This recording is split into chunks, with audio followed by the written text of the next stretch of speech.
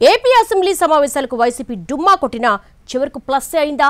ఊహించని వ్యవహారాల పార్టీకి కలిసొచ్చాయా? సభలో అడుగుపెట్టని ప్రతిపక్ష పార్టీకి పరిస్థితులు ఎలా అనుకూలించాయి? లోపలేం జరిగింది? దాని ఫ్యాన్ పార్టీ తనకు అనుకూలంగా ఎలా మలుచుకుంటోంది? ఏపీ అసెంబ్లీ వర్షాకాల సమావేశాలు సంథింగ్ స్పెషల్ అన్నట్టుగా జరిగాయి. ప్రధాన ప్రతిపక్ష హోదా కోసం భీష్మించుకుని కూర్చొని వైసీపీ సభ్యులు డుమ్మా కొట్టడంతో కూటమి సభ్యులు కొందరు ఆ పాత్ర పోషించారు. మొదట్లో బాగానే ఉన్నా రాను రాను అదే ప్రభుత్వానికి, ప్రత్యేకించి టీడీపీకి తలనొప్పిగా మారిందన్న అభిప్రాయం బలంగా ఉంది పొలిటికల్ సర్కిల్స్లో. పలువురు కూటమి ఎమ్మెల్యేలు అసలు సమస్యలను వదిలేసి పర్సనల్ ఎజెండాలను ముందుకు తీసుకురావడంతో సర్కారు ఇరకాటంలో పడాల్సొచ్చిందంటున్నారు. అన్నిటికీ మించి కామినేని శ్రీనివాస్ వర్సెస్ బాలకృష్ణ ఎపిసోడ్ సర్కారును బాగానే డ్యామేజ్ చేసిందన్న చర్చలు నడుస్తున్నాయి.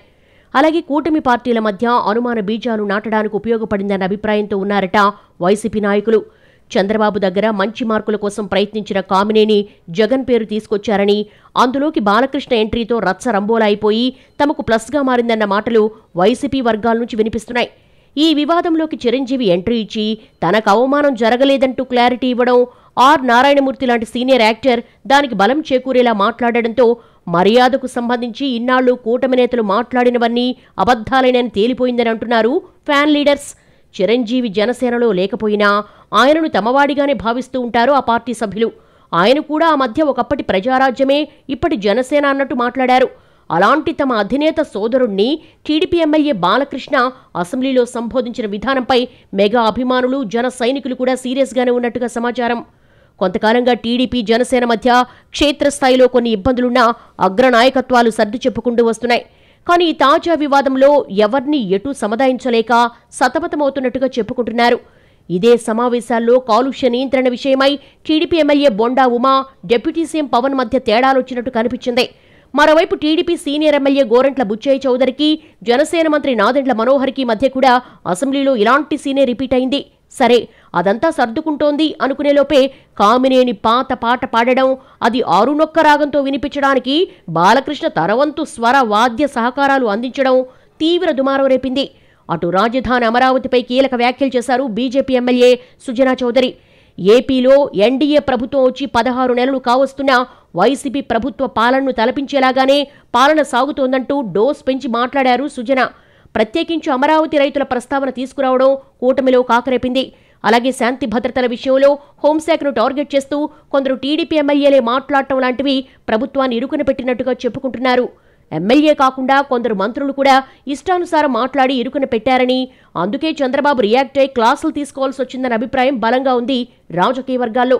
జగన్ హయాంలో 3 లక్షల కోట్ల అప్పులు చేశారని ఈ సెషన్లోనే ఆర్థిక మంత్రి పయ్యావుల కేశవ్ చెప్పారు.